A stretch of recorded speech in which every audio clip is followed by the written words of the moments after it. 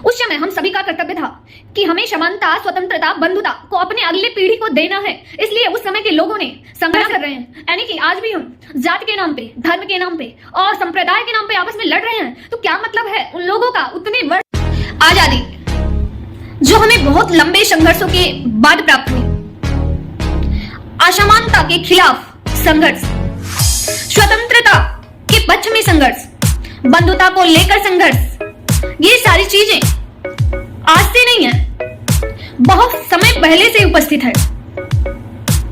आज भी इन्हीं चीजों के लिए संघर्ष होता रहा है। स्वतंत्रता, समानता, बंधुता और एकता। एकता चाहे भूमिगत एकता हो, चाहे राष्ट्रीय एकता हो, जब भी संघर्ष उत्पन्न हुआ है इसी को लेकर हुआ है और पूरा मानवीय समाज, पूरा मानव इस बात को माना है। स्वतंत्रता, समानता और बंधुता जो कि हमारे संविधान का भी आदर्श है, हमारे संविधान में इसको सर्वोच्च स्थान प्राप्त है, लेकिन फिर भी डेली लाइफ में हम इसका महत्व नहीं जानते। आज भी हम अपने समाज में देखें तो ये सारी बुराइयां फैली हुई हैं। अगर आज भी हम देखें तो असमानता को लेकर इतने संघर्ष होने के बावजूद भी आज भी हमारे समाज में लोग ये जानते हुए भी कि हमें संविधान में समानता मिल चुकी है, उसके बाद भी और लोग इसे स्वीकार कर चुके हैं और सौ वर्षों से इसके लिए संघर्ष होता रहा है। और एक लोग नहीं, हिंदू, मुस्लिम, सिख, ईसाई सभी लोग इसके खिलाफ आवाज उठाए, एकजुट होकर इसके प्रति संघर्ष किया और उस पर विजय प्राप्त कर आज हमें आजादी प्राप्त हुई। लेकिन आज भी इनकी सोच इसी पे टिकी हुई है। जाति व्यवस्था, धर्म व्यवस्था, सामूहिक समुदाय। अभी हम मणिपुर की घटना की बात करें तो संप्रदाय, समुदाय ये आपस में एक दूसरे से भेदभाव करते हुए आपस में संघर्ष आज भी कर रहे हैं।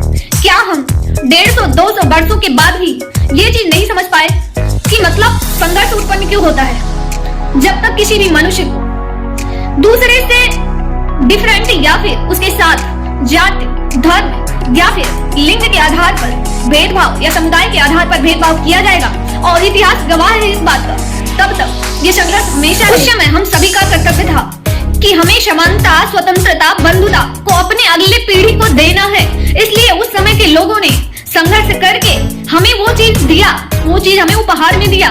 और आज हम क्या कर रहे हैं?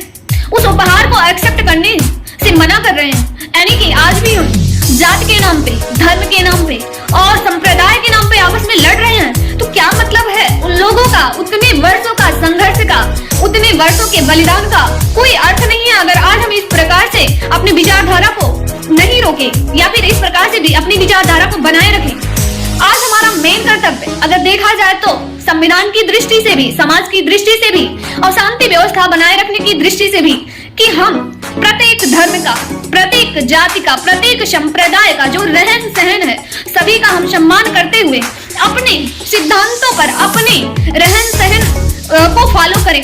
हाँ, एक चीज कर सकते हैं, जो बुराइयां हैं प्रत्येक समुदाय के अलग जीने के तरीके होते हैं, प्रत्येक धर्म के जीने के तरीके होते हैं, तो हम इतना कर सकते हैं कि उनमें जो बुराइयां हैं उन्हें सरकार के द्वारा या गवर्नमेंट के द्वारा दूर किया जा सकता है। धर्म हमारा सब कुछ नहीं है। प्रत्येक धर्म में अलग अलग प्रकार से बहुत सारी त्रुटियां हैं, अच्छाइयां भी हैं और त्रुटियां भी हैं। लेकिन हम जब धर्म को एक्सेप्ट करते हैं तो उसके अच्छाइयों के साथ त्रुटियों को भी दृढ़ता पूर्वक रखते हैं।